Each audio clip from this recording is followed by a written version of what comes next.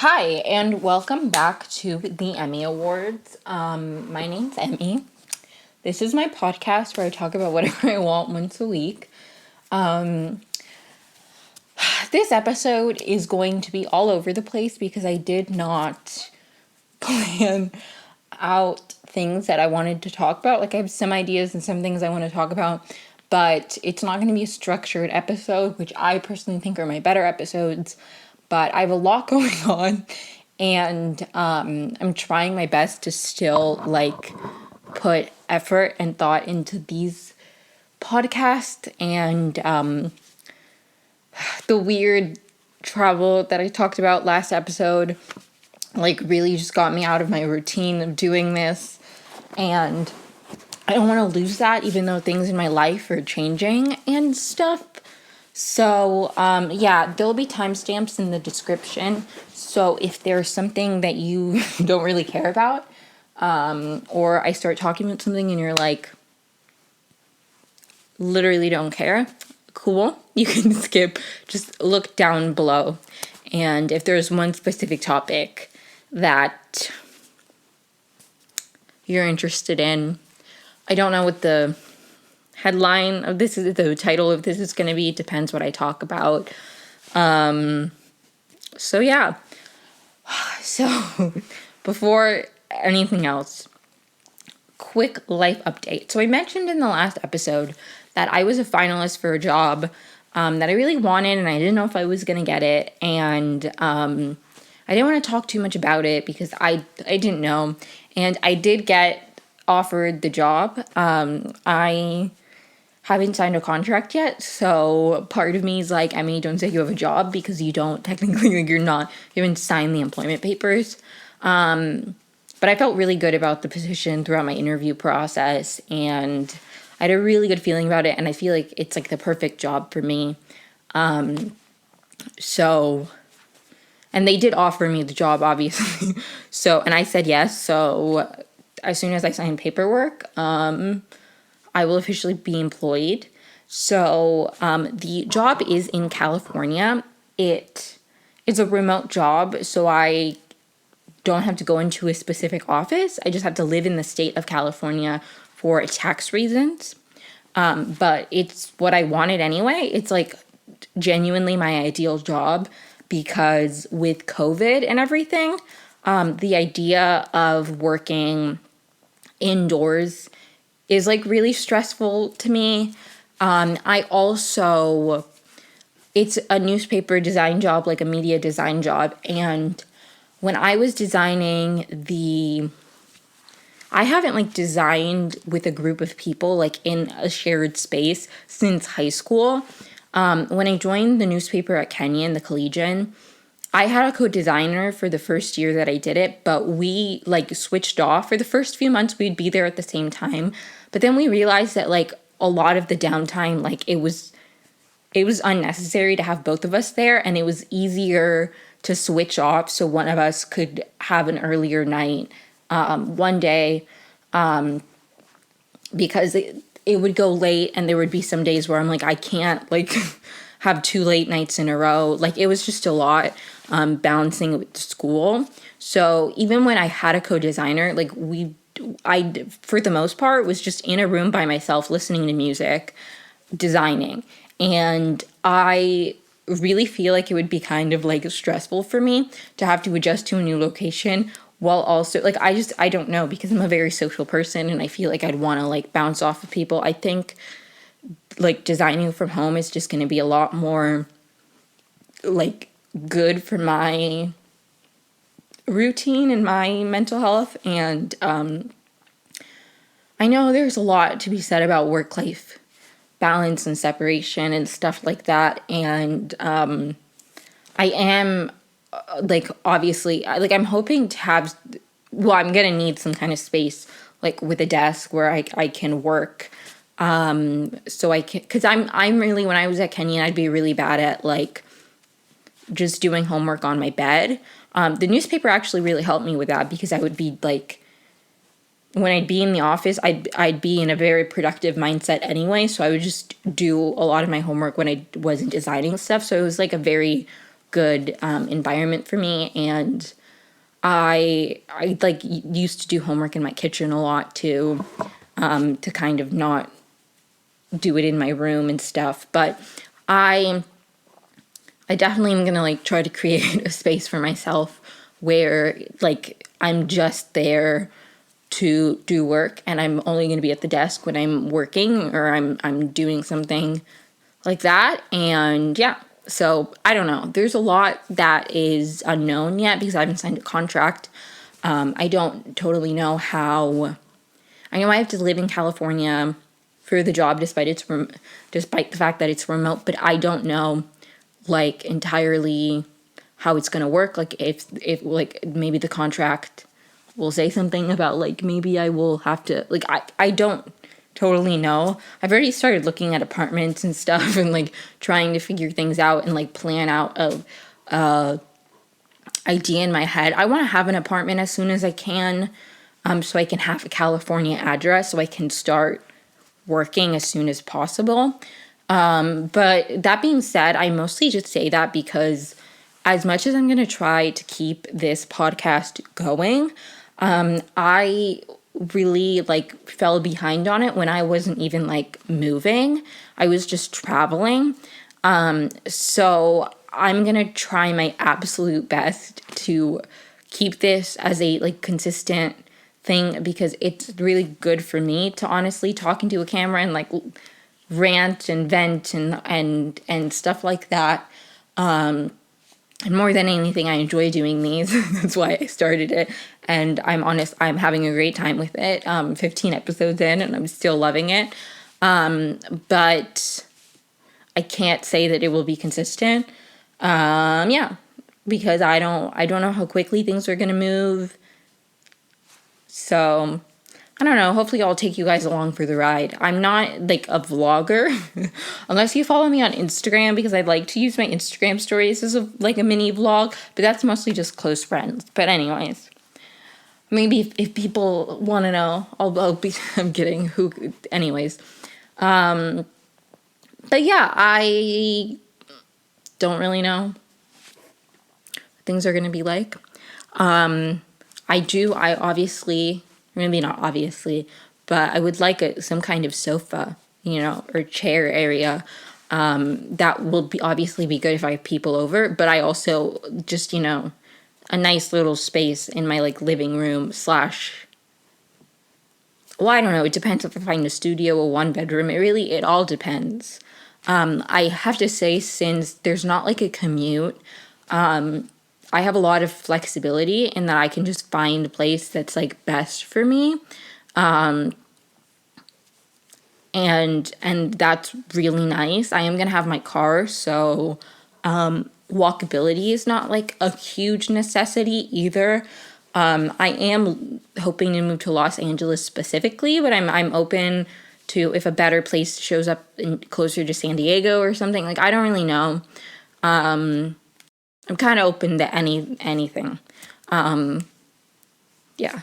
So, like, I don't know. I'm really excited to live in California, and I would like to live near Los Angeles, but I'm honestly I'm glad that I have a bit of flexibility that I can just figure out what is best for me. Even though it's a remote job, obviously I'm going to be working with other people, and I just think it would be nice to live somewhat close to my coworkers. So if there's ever something in person, or so I have the ability to make those in-person connections. I don't really want to be living in like Northern California, like 7 hours driving from like where most people in like who work for this organization live, because then it's like, then there's a distance, and I think it'd be harder to make friends. Most of the Kenyan people I know who are from California or who are living in California, it's like Southern California. So I just have more contacts and connections and like stuff in Southern California. So that's what I'm looking at right now. But yeah, very excited. Hopefully by the time this goes up, I'll have like some kind of paperwork and I'll have like started signing some kind of contract. So I feel like I can like speak on this. Hopefully I can post on LinkedIn. But I don't know. Maybe I'll cut some of this stuff out. I mean, I'm not saying where it is, but it's like the perfect job. It's genuinely the perfect job. I'm so excited. So that's something. I, again, like, don't have a cohesive plan. I didn't even dress up for this. I try to look cute for these podcasts, and I literally was like, I'm just wearing a t-shirt. It says tired, because I am. I don't like moving, and I know nobody likes moving. I know, okay? I know nobody likes moving. But what you have to understand about me is that I moved as a kid so much. Like, moving for me is not just stressful because it's like already a very stressful thing of like you're moving. It like is genuinely triggering to me. And I have to say, I think I've gotten kind of better at approaching it, and I've gotten a lot like calmer about moving because I've done it so many times in the last year. Or not year, but like during my time at Kenyon, I think because like, at least for me, Kenyon's a 4-year residential college. So I lived in different places all 4 years, and I moved around campus a lot. I also, during COVID, I lived with my sister. Well, COVID's still happening, but in 2020, I mean, that's kind of sad. 2020, I'm just like the COVID year. I mean, again, COVID is still going on, but like that year is like when COVID was so fresh that everything to me, I'm like, that was when COVID was happening, even though COVID is still happening. But I lived with my sister, and yeah, so I just like, I don't know. I haven't like moved to this extent in a very long time, because when I lived in Ohio, I would leave my stuff in storage. Like at the end of a school year, like not all of it, but like a good amount of my stuff, I'd leave it in storage. And you can have the storage people like deliver your stuff to your new dorm when you're starting up a new school year. Like if you have an account with them, you just email them and you're like, hi, this is where I'm going to be living at Kenyon. And they get access through Kenyon to like deliver your stuff. So I just did that, and there was one semester, like during 2020, I lived on campus when most people went home because my parents were living in Brazil, and I was like, at this point, it's like more dangerous for me to go to Brazil. Because like nobody was on campus, and COVID was so new too at the time that like we didn't really know how it spread, but I knew I didn't want to see people. And I didn't want to travel. And I was like, I'm seeing like barely anybody. If I see anybody, it's like outside in passing. Like I didn't see like anybody in the beginning of like March 2020. Like I didn't see anybody for like the rest of the semester, barely. I remember right at the beginning, I watched a movie with my friend Kristen, and like some people I knew on campus I stayed in touch with, but it was like overwhelmingly I just kept to myself. But I lost my train of thought. Oh, that semester, because I was on campus, Kenyon like moved the people who were on campus. They moved us from like the dorms we were in all to one area. I think so they could like shut down the power in other places, or so the custodial team didn't have to like keep cleaning every single dorm where some like one person was living on a floor or something. I don't really know. But they moved us all to like separate areas, and I was really frustrated because there's videos of me like during this on my YouTube channel actually, but I remember being really frustrated because I was like, I don't know like how we had to share kitchens, and I was like, why can't they put us all in like on campus apartments? Then we can like still cook for ourselves, and we can clean. Like the cleaning will be up to us, like because the apartments, it's not like the custodial staff cleans it every week. Like when you live in an on-campus apartment, it's up to you to clean it. Same as like a dorm room, like the dorm rooms themselves, it's not like custodial goes in and out. They just clean bathrooms and public areas and all of that. So I was like mortified. I was like, I don't know how I'm gonna like, I can't. I would literally go down I lived in a building called Caples, which is the tallest building in Knox County. Fun fact. I lived in a CA suite, which is the Kenyan equivalent of an RA. They call them community advisors. So I was living in a community advisor suite, and it was so funny because I would just get home and it would say community advisor, and I'd be like, LOL, I'm not a community advisor. But I lived in a CA suite, and I'd go down like really late and I'd cook like way too much food for myself. And then I'd go upstairs and I'd keep it in the mini fridge that they gave me. And then I'd just warm it up and I'd eat that for like a week. So I wouldn't have to like see anybody. So that's what I did to avoid human interaction. And then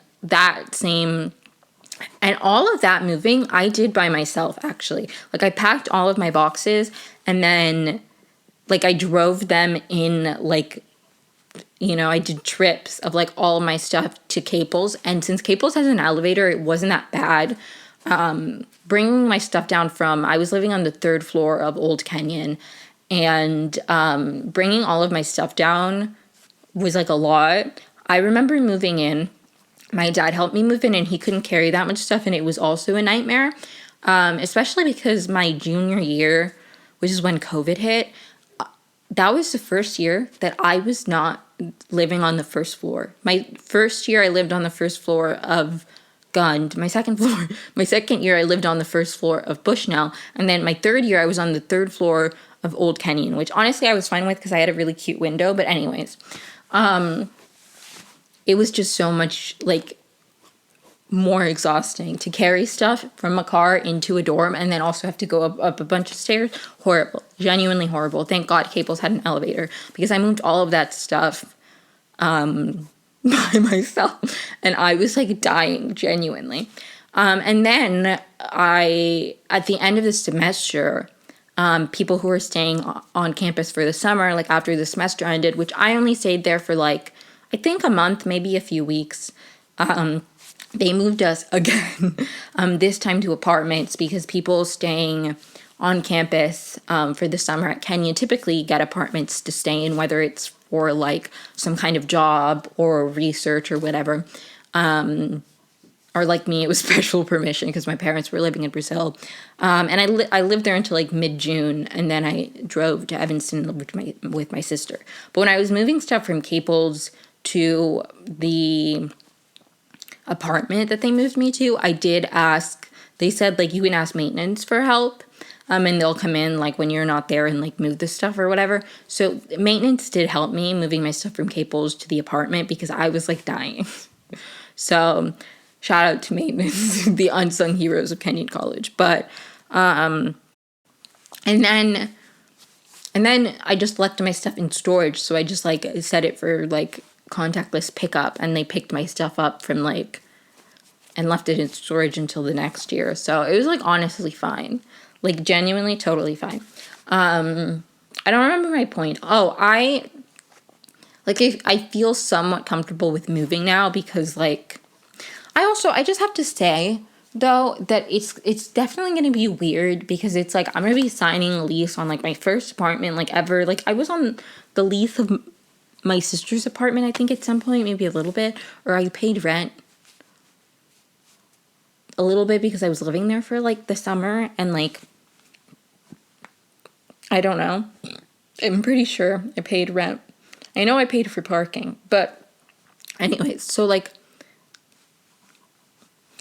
but I've never, like, gotten my own apartment. I have to get, like, all of my own furniture.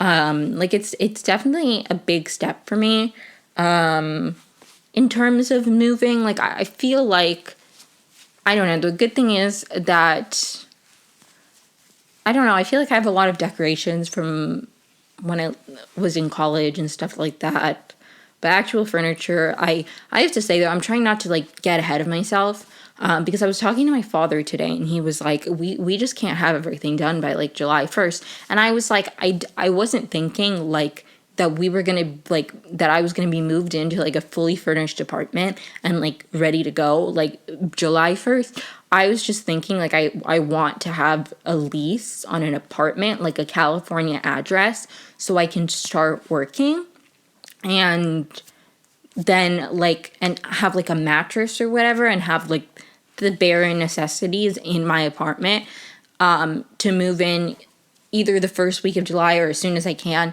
and then, like, figure the rest out later. Because I am not going to buy furniture here in Maryland to then have to ship it to California or anything like that.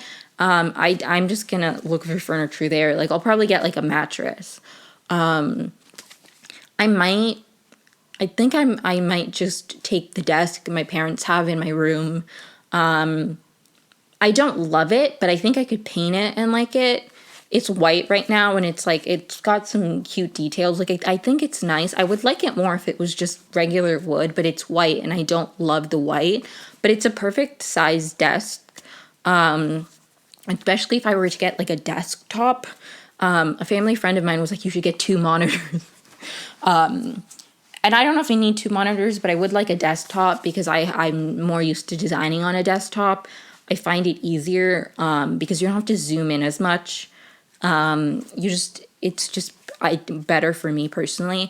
And it's just the perfect amount of space. I could definitely have a desktop there and still have space for, like, other, like, it's a great desk. So the desk is, like, the one thing where I'm like, I think I'd want to take the desk and I'll just, like, DIY it and make it more my style. Nothing crazy, just, like, a different paint color. And stuff like that. And I'll probably paint the chair too. And take that. I have a lava lamp I want to take with me. But besides that, I don't really know. I want a queen size bed. Right now I only have a twin size bed. I really want a queen. So I don't know. I have a lot of stuff I need to figure out. And, like, a lot of, like, this is just new territory for me. I've never lived in an apartment by myself and, like, done this whole thing. Like, I am about to be entering, like, I'm gonna be a grown-up or an adult. There's this one quote in Gilmore Girls where Rory's talking about being a grown-up, and Lorelai's like, grown-ups don't call themselves grown-ups, they call themselves adults, and sometimes they say it in a funny accent, like adult or adult. Adult. Me right now. I just finished mini segue now, though I might get back to the whole moving thing because it's all that's on my mind right now. If you have, like, recently, and by recently I mean, like, in the last year, done some kind of move, whether or not it's, like, cross country like mine, or you've moved, like, you know, out of your parents' house to, like, an apartment, even if it's nearby. If you have any advice for me, please let me know. Like, things that made it easier for you, things you wish you would have done, like apartment searching tips, literally anything you think would help me. Please share them below. Like, affordable places to buy furniture. Like, should I try Facebook Marketplace? How much do you think I should have done before I start working? Like, once I start working, will I get too overwhelmed? And I guess you might not be able to answer this, but I'm worried that once I start working, I'll just keep putting it off and I won't actually get furniture. But I don't feel like I'll do that because it's a really exciting thing. And I had a problem at Kenyon where I would, like, avoid decorating my dorm room until, like, 2 months into the school year, and then I was like, honestly, like, I want to do it now. My sophomore year, I fixed that because I decorated it, like, a lot, like, right at the beginning because I was like, I want to have a cute space, and if I don't do this now, like, I'll literally forget. So my sophomore year, I got better, and junior year, somewhat better. I think, honestly, junior year, I didn't decorate. My dad was so tired that he didn't help me a ton. No hate to Pablo, but, like, I I don't know, that moving experience was a lot more stressful, but I still decorated to the same extent. I had a nice rug or whatever. But anyways, after I got Ivy, a lot of my like decorating was around like her cat tower and where I'd want to put her litter box and stuff like that. But I lost my train of thought. Oh, I would just not decorate my rooms at Kenyon because I was like, what's the point? Like, I'm moving in a year. And I think even though like I might like move in a year, who knows, like first apartment things, like I don't know if people typically don't like, I don't feel like I'll want to, but I mean, I don't know, never say never. But I'll at least have a year, and the stuff that, and it's all like building for the future and stuff I'm acquiring for the future, where even if I move, it's like the furniture I acquire and the stuff, like the cute little details that I like acquire to make the space like what I want, like I'll take with me and then just reutilize them in a different space, but like still have the same vibe. So I think it'll be a really exciting thing to do, and I think I'll want to do it. The job also, because it's newspaper design, like a lot of it is at night. So I think I would have my mornings pretty free. So that would be really good for like getting, I mean, I don't know how early I'll be waking up if I'm staying up designing papers, but you know what? Like the point is I'll have a few hours like free, and then I'll have weekends and time off, and probably, I don't know. But like, I think I'll have time to do everything. And like, I have a lot of decorations I want to take with me. So it's really just like the bare, like the necessities. Like I need to find a bed. I need to find a nightstand. I need to find, because lighting I have, like I have fairy lights. I have like a lamp, like a lava lamp I want to take with me. Maybe I could bring another lamp with me. I have like a lot of decorations.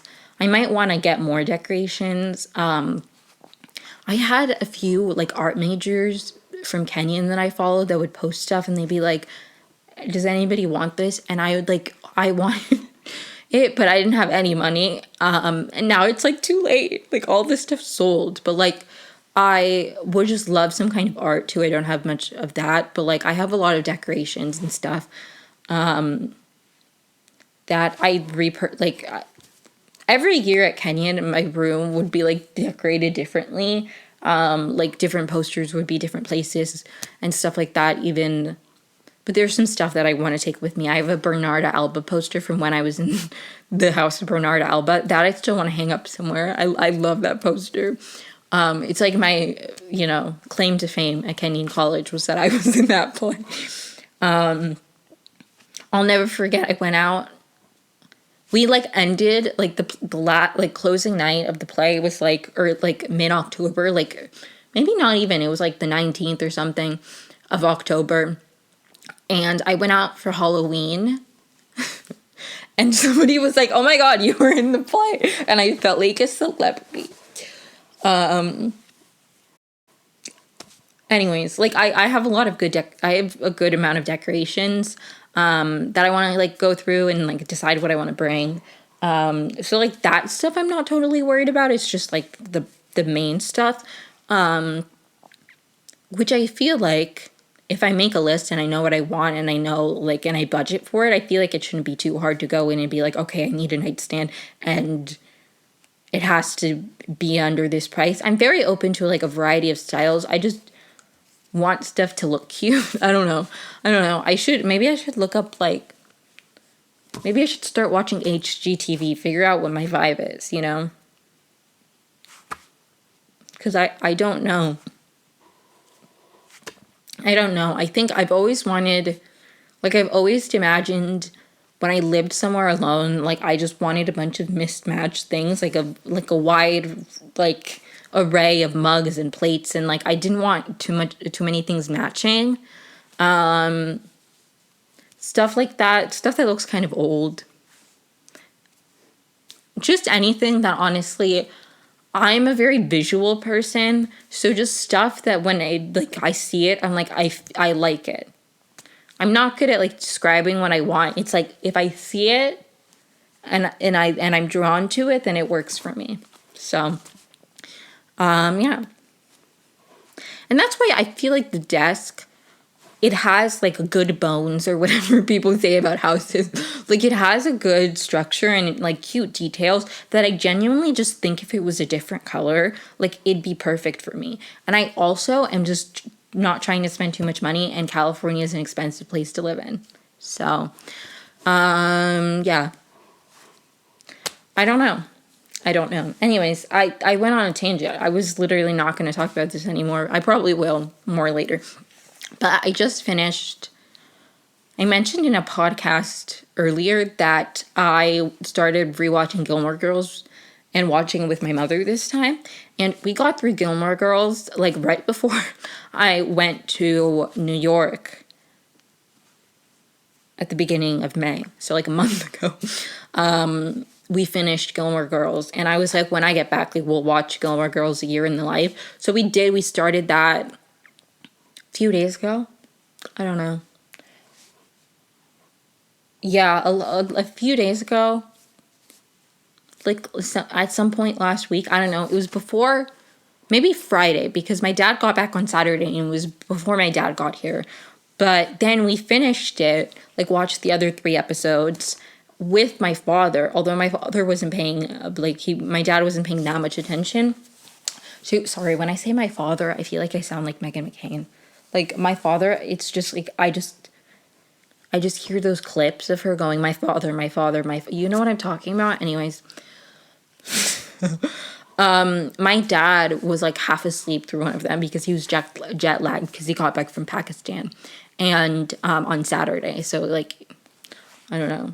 Although I asked him if he was jet lagged yesterday, and he's like, not really. And my mom's like, he's been sleeping every day, like through the day. So I don't know. Maybe he wasn't jet lagged, but he was like falling asleep like while we were watching it. So I don't know how much he got of spring, but it was really interesting hearing my dad would say things and I'm like, you don't get it. Like Dean showed up for the first time in fall, like, and he's there briefly, but like him and Rory run into each other and my mother goes, oh no. She's like, not this guy again. She's like losing her mind. My dad's like, let him talk. And I'm like, you don't get it. Like, you don't get it. And then Rory's like, when she mentions the book and he's like, what are you going to say about me? And she was like, that you were the best first boyfriend ever. You made me know what safe felt like. Blah, blah, blah, blah, blah. When I'm literally like, because he wasn't a good first boyfriend. He wasn't. Okay, well, he was good at the beginning. And then he got progressively worse. So, yeah. So, like, I don't like Dean, but that's not what I was going to talk about. It ends with, spoiler alert, Rory going, I'm pregnant. And my dad was like, well, there's got to be a follow-up. And I'm like, Pablo, this came out in 2016. And he's like, this is from 2016. And I'm like, yeah. And my mom was like, yeah, the original ended in 2007. Like, it's old. And my dad was like, that's ridiculous. And then he was like, my dad's first reaction was, by who? And I was like, obviously it's Logan. My mom was like, obviously it's Logan. Like, it has to be Logan. Like, we were on the same page. And then later at some point I was talking about how, like, I was like, I don't know if I want there to be a follow-up because I think that A Year in the Life, like, messed up a lot of things. Like, I have so many issues with A Year in the Life. Like, I was telling my mother before we started that, like, Gilmore Girls as a series, while there were moments that I didn't love and there were things that I would have maybe changed, overall, I think it's fantastic television. Like, well written, the characters are consistent, like, their growth makes sense, like, it's funny, it's smart, it's emotional. I love it. I literally love it. I think it's, like, it's perfect. It's literally perfect. And obviously everything can improve, okay? But, like, it is just so good, and I've seen it so many times, and I feel like I could write, like, essays about Gilmore Girls and the character development and the storytelling and the writing, the dialogue, it's just like, I love it. I love it so much. And A Year in the Life, to me, it's just, it doesn't hit the same. Like, there are some moments of A Year in the Life that are like so good, like genuinely. Another funny thing that my father, like, during during fall, he was like, I find the old woman like less infuriating now. Because he didn't watch the original with us, but he did watch a few episodes, and he was literally like, that woman is like so annoying. And he was like, she's not that bad here. And I'm like, that's the point. Like, there's growth. We love Emily's character development. But there were just so many things about the revival. Like, it's just so hard because it's like, obviously, like, some people are like, it's not canon. And I'm like, I think it's canon in a lot of ways because I think a lot of parts of it are really, really good. But so many parts of it are just, they're not, it's not good. Like, I'm going to talk about it now. I wasn't thinking about this, but I just finished it, so why not? I'm going to start with things that are bad, and I'll end with things that I think are good. And I didn't come with prepared notes, so if I forget something, then I forget something. But first, first thing that I don't love is Rory's career. So I think it makes total sense that, like, journalism is like hard, you know, and like a hard career path, and that you'd be beep bopping around. But I feel like that makes more sense for somebody like fresh out of college. Like, Rory, we're supposed to believe, has been in this career path for like 10 years. And I don't understand why she wouldn't somewhere along the way. I mean, maybe she did, and that didn't come across. But it just feels like she's been writing freelance like ever since. Like, I just wish we had gotten more context as to why suddenly she's rootless. Like, why she's writing freelance. Like, did she have like an established position at some newspaper and then like cuts? Like, why is she now at this stage in her life at 32 like writing freelance, like having boxes scattered everywhere? Like, we do know that she wrote one Talk of the Town piece, but it's not like she was like a staff writer or she had like an editing position. Like, it just doesn't make sense to me that Rory, like, obviously she traveled with Obama for a little bit, and like that was made sense for her straight out of college. But I don't understand, like, she really liked being an editor at the Yale Daily News. Like, I feel like she would have like maybe she wouldn't be like a top editor, but she'd be like a news assistant. She'd be something. She would have like a position. It doesn't make a ton of sense to me. And I think that they did it because, and this is my opinion, my hypothesis, what I've thought is the reason. I feel like, sorry, my microphone fell. I think that part of the reason they did it is because, they wanted her life to kind of be falling apart. So then the pregnancy would be like implied that it was kind of like, or this is the way I see it. I think it's like the cycle starts over again, right? And Lorelai was a kid when she had Rory, and like obviously she was still a kid. She was 16, but I think there's a quote from like the first episode where she's like, I stopped being a kid the minute the strip turned pink. Like, Rory made Lorelai get her shit together. I think when you have something that, and it doesn't have to be a kid, obviously, but I think they wanted Rory's life to be falling apart, so her having a kid would hit different, would like be a turning point in a way that maybe it wouldn't if she was like established and calm. And I do think when you know the backstory of like, this is how Amy wanted to end, the Amy Sherman Palladino wanted to end the original series. And I don't think that they wanted the series to go on like 20 seasons. Like, she would have been probably, if it ended in season 7 or even 8, let's say they wanted to get to 8 seasons, or even 10. seasons, she would have been like mid-20s, early 20s.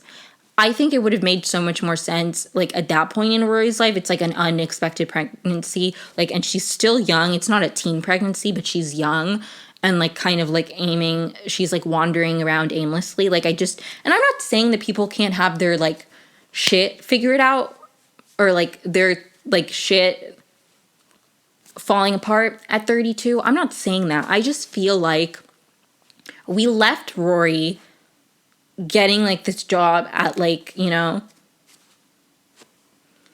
like, following Obama's campaign trail, and it's like she had a path, and I just don't understand. Like, I feel like there wasn't enough context of, like, and I get that you can't do it without, like, too much exposition, but there was plenty of exposition. I don't know. I think they could have utilized flashbacks more, and I'll get to that in a second. Like, I just feel like they could have shown us some of the stuff that happened without necessarily, like, feeling like they had to spell it out. I don't know. Rory's career, like, just confuses me. It confuses me, and I'm not saying that, like, I genuinely, I don't know why.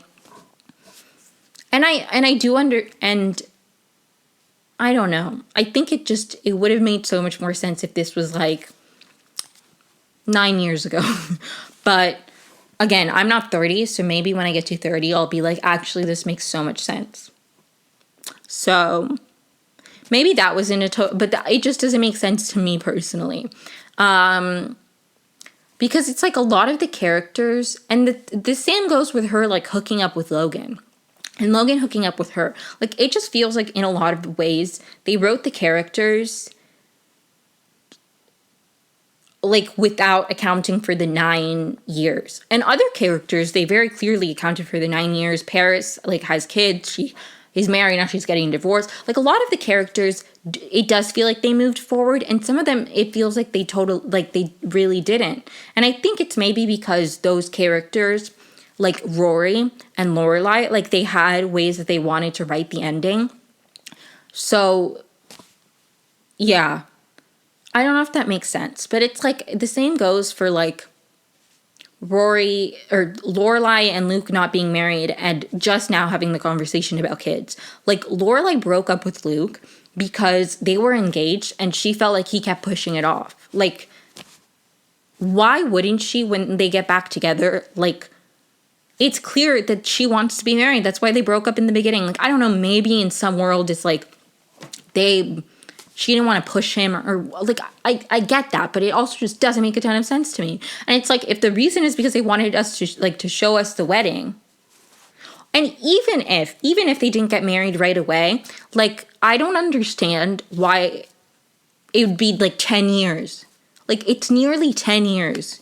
And we're supposed to believe they haven't gotten married and had a conversation about kids. Like, she was in her late 30s. Like, I'm not saying that's impossible to have a child. But it's like, if you wait 10 years, it gets harder to have a child. That's just the truth. Like, I don't know. It doesn't make a lot of sense to me. And I think they could have written in better ways if they didn't want to write Luke and Lorelai having a kid and being married. Well, actually, the being married, I don't understand. Like, I just genuinely don't get it. But and it's not even like we saw their wedding, right? Like, we see them get married, but we don't see their wedding. It's like, I don't know. It doesn't make a ton of sense. The kids thing especially, it's like you could have approached the infertility thing differently. Like, they could have been trying and then it was really hard and now they're like, did we miss it? Maybe we should get an egg donor and a surrogate. I don't know. They could have approached it better. They could have made it make more sense. It doesn't make sense. I also think that there are a lot of things about the revival that were, like, very offensive and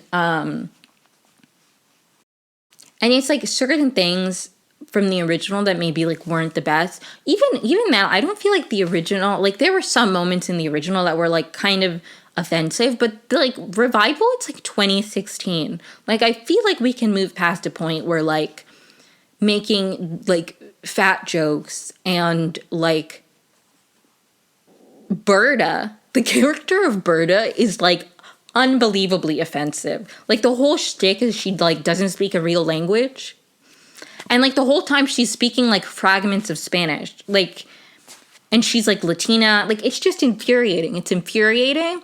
And I like the character of Berta in the purpose of like her and Emily like have a nice relationship, and Emily is no longer so critical of like maids that she fires them for like walking too loudly or something. Like, Berta brings her kids, her husband, like, it's fine. Like, that's a nice facet to Berta, but the fact that she just like speaks this nonsensical language and it's like the joke, it's just not, it's not funny. Like, it's just not funny to me. I didn't like it. So yeah, they were like just some jokes. And I'm like, is it, like, it's 2016. Do we really have to do this? So, but mostly the stuff that bothers me the most is like the character development stuff, because offensive jokes, I can take with a grain of salt. Maybe not. Like, I don't know. It was 6 years ago, I think. Not that, like, you know, it wasn't okay back then. But, like, it still wasn't okay. But it's like, if they did it in 2022 and they kept making offensive jokes, then it would be, like, extremely bad. The character development stuff, it just still frustrates me. Like, it haunts me. It haunts me. It just doesn't make sense. I also feel like because they didn't write the last season, Amy and Dan, they weren't part of it. I think that, like I don't know if they watched it through and genuinely like took in. Maybe I'm wrong, but the way they wrote Logan's character genuinely to me seems like they didn't give, because they didn't give like that last season a ton of weight in their, like, they made sure that they knew, okay, Lorelai was married, so we mentioned that here. Like, Lane had kids, so obviously we write the kids in, like, stuff like that. But I really think that Logan's character, and therefore his relationship with Rory, it makes me sad, because I think Logan Huntsberger, like, I think a lot of people hate him, and I think he's just a flawed person in the way that, like, all of the characters are. But he has such a nice arc in the last season of, like, falling flat on his face and losing a bunch of money, and then realizing that he can start his own thing and being his own person and letting go of his family ties and, like, starting a life on his own. Like, he literally has a really nice conversation with Lorelai that I think about all the time, where he's like, I'm leaving that world of wealth. Like, that's not what I want. Those aren't the values I have. And she's like, and I can appreciate that. And he's like, I knew you would, because you did that. And she's like, I never thought of it that way. And he's like, and you did it with the kid. Like, it's way harder. But it's like, it's true. Like, he, in many ways, was trying to, like, leave behind a world of privilege and, like, start his own thing. And now suddenly, like, and I get that it's 9 years later, like, maybe stuff happened in between, but I think it would just be nice if it wasn't suddenly like Logan was back to, like, he's engaged to a woman because it's the dynastic plan. Like, it's like, didn't you literally go against us when you were 20? Like, what happened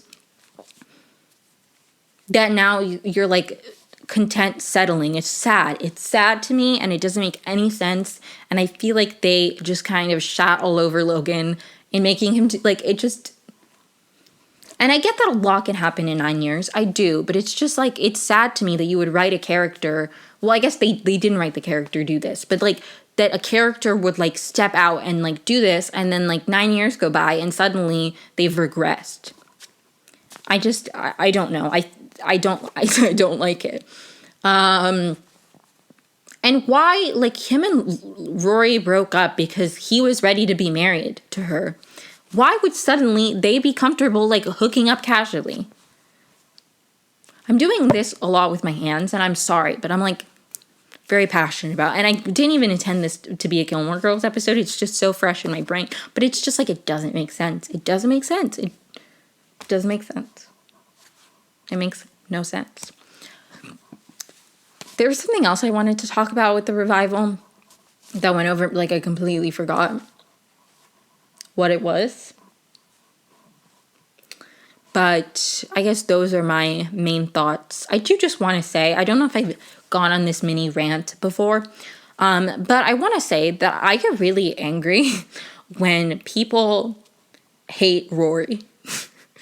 Do I think Rory does things that are, like, stupid and, like, not great? Of course. And I think Lorelai, like, it's just because I feel like there are people who shit all over Rory and they're like, Mitchum was right, she didn't have it. Like, her character, the downfall of Rory Gilmore, it, like, pisses me off because it's like, those same people, I feel like, just love Lorelai, and it's like, Lorelai's a queen. And don't get me wrong, I love Lorelai too, but it's like, if you can't, Lorelai does plenty of self-destructive, like, self-sabotaging things. And she does them at like, in her 30s. Like, Rory's mistakes that we see in the original series, she's like a child up until her early 20s. Like, it's a completely different, like, yes, she sleeps with Dean, he's married, horrible thing to do. But it's like Lorelai did things like that all the time too. And it's like, they're both just flawed people. They're both flawed. And it's just like, I feel like context matters. And the fact that she was like, she had so much pressure on her, and maybe not even intentionally, but like, I feel like when you have it, like, it would just make sense that if you have a parent who, in having you, sacrificed a lot of things like going to college and their whole life changed at a very young age because of your existence, even if they don't necessarily put pressure on you, like, you probably feel some level of pressure to, like, not fail them and not, like, repeat their mistakes and to, like, do the things that your mother never got to do. And she was always very responsible and level-headed when she was a kid. And it's like, of course, like, if you are super responsible and, like, level-headed and, like, always reasonable as a kid, at some point you're going to break. And somebody being like, you don't have it, like, will literally cause the world to shatter. Like, it just makes sense to me that Rory, later in life, has trouble adjusting. Maybe I take back what I said about her career. I don't know. I do think, I don't think that it's wrong that she doesn't have her shit together. I guess I just would want some more context on if she did, if there was, like, a moment where she had, like, something stable, because we know she had an apartment in Brooklyn, but she was like, I barely lived there this whole year. And it's like, I wonder, I guess she also always wanted to, like, travel for work, but maybe I'm reading too much into it. I just feel like a lot of the ways they wrote Rory's character, I think it's because they wanted that to be, like, Rory right post-college and not her, like, at 30. But maybe I'm wrong. That's just my interpretation, because I feel like it's similar, like, in my, like, similar writing, like, mistakes or weird, not mistakes, but, like, similar, like, writing, similar character things that I feel like they did similar things for Lorelai and Rory's storylines, in that those two characters to me felt like they were still stuck. Like, they were writing it as if it was season 8 or, like, what they wish season 7 could have been. And I don't feel like every single character was that way. But Lorelai and Rory specifically, I feel like they were writing how they wish they could have ended the show originally. And I feel like it would make more sense and it would be so much more compelling if they were just like, we didn't get to end the show the way that we wanted to end the show. And it doesn't matter. We're going to, like, genuinely think about how their lives would have been. Like, I don't know. That's just my perspective on it and my interpretation. I feel like both of those characters and their storylines feels like they're stuck, like, 10 years ago in some capacity. But that being said, I don't think there's anything wrong with Rory, like, kind of, not having her shit together later in life. I didn't even go on my people need to stop hating Rory Gilmore rant, but I have one. A funny thing my dad said. I don't even know if I said this, but I was gonna start saying this, and then I went on a little thing about about my moving situation. But I was telling my parents, I was like, I don't know if they would do a revival. This is all the way from what I was saying at the beginning. That's so funny. Full circle. I was like, I don't know if they'd ever do like another thing. I feel like if they do a follow-up, I personally wouldn't want it to be a year in the life style. I feel like it should be like a regular season, but it should be like Gilmore Girls, The Next Generation, and like a different style of like Rory is more like the Lorelai character and she has a kid, like something like that. And I don't know if they necessarily need to wait like the 16 years to do it. Like I feel like they could do it when her kid was young. Maybe not, but like I feel like they could do that at some point in the next like maybe 10 years. Like from like the kid is not like I don't I don't know. But, like, I feel like they could do that at some point, like Gilmore Girls, The Next Generation, and it's, like, Rory being a mother, and we see her bond, and then it's compared with her bond with, like, the beauty of Gilmore Girls was that it was so much more than just Rory and Lorelai's mother-daughter bond. We saw Lane and her mom. We saw Lorelai and her mom. Like, we saw so many mother-daughter dynamics. I feel like it would be really interesting to see, like, another mother-daughter dynamic, while also factoring in, like, and then how, because Emily had a lot of growth in her character, how Lorelai and Emily's relationship has changed now, how Rory's relationship has changed with her mother and grandmother now that she's a mother. Like, I do think it would be really interesting, and I think that they could do it in a way that like had a lot of the same sentimental, like, nice moments of the original, while making it its own show. Like, I feel like they could do that. But anyways, my point was that I was like, if they ever do another Gilmore Girls revival, I will make it my mission to be in it. Like, the Gilmore guys, their podcast, the way that they were in, like, they made a cameo, like, briefly in one of the episodes. They were, like, just sitting there at, like, the Dragonfly. But because like I'm like that's my goal. That's what I would want to do. I want to be so vocally about like Gilmore Girls stan that I would somehow get into the revival in some capacity, even if I'm just an extra. That's just my dream. So honestly, you know what would be really like iconic, like legendary, is if I somehow like was like on the writing team. There's no way that they do that. But imagine if somehow I don't know. They can consult me. I have ideas. Or honestly steal my ideas. Like if you watch, if Amy Sherman Palladino like ever watches anything I say and she's like, that's smart, and she steals it, I don't even care, okay? You do not have to run me a check, okay? Steal my ideas.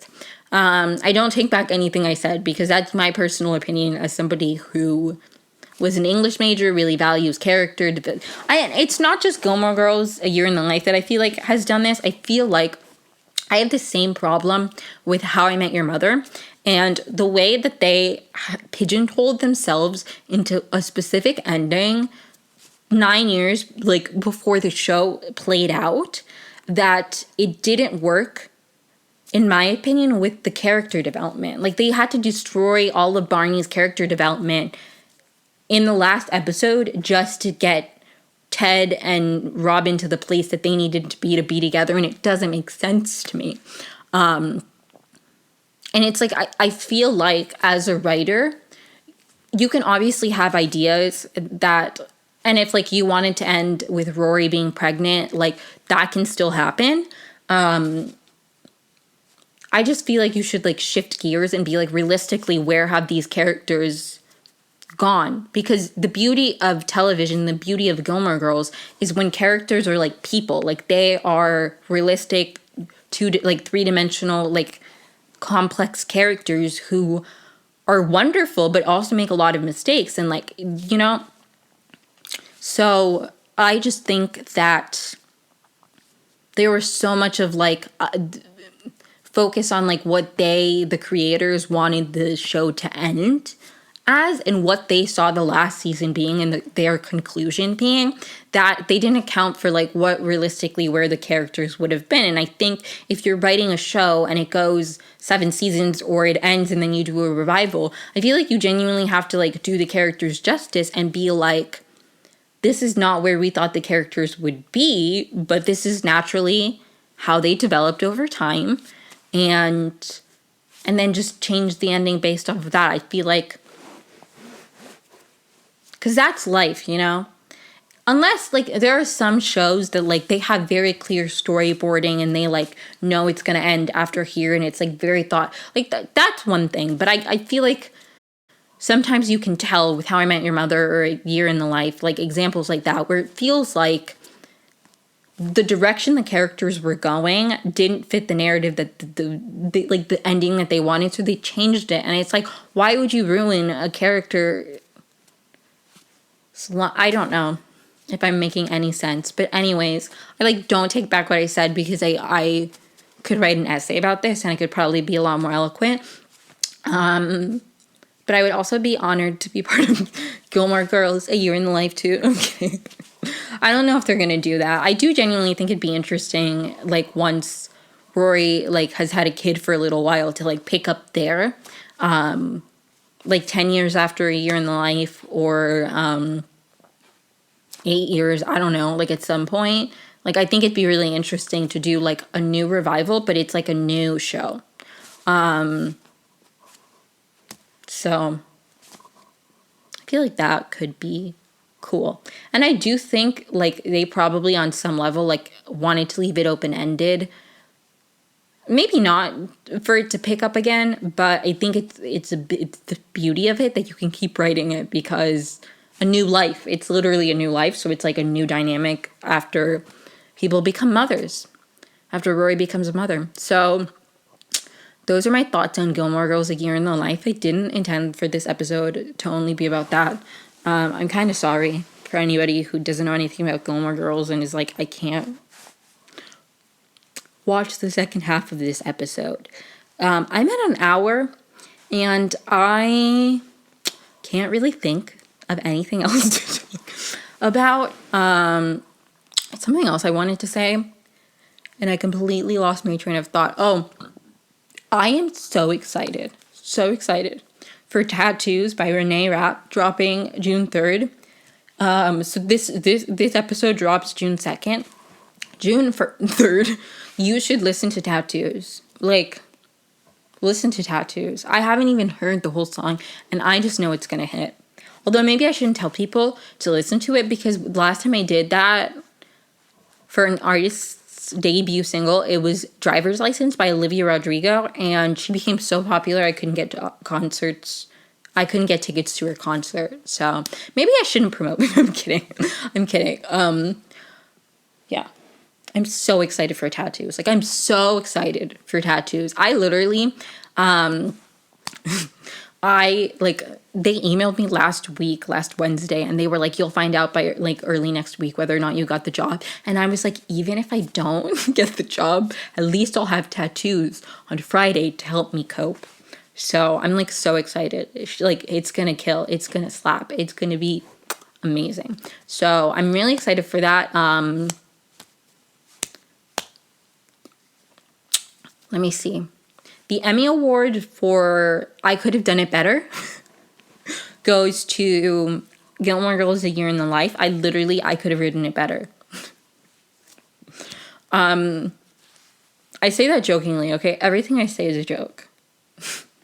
Okay, if they can write, like, a very offensive Latina character, I can make a joke about how I could have written it better, okay? Reparations. So, yeah. Also, the Emmy Award for Most Exciting New Release goes to Renee Rapp for Tattoos, which will be out, like, less than a day after this episode's posted, so you guys should go listen to it.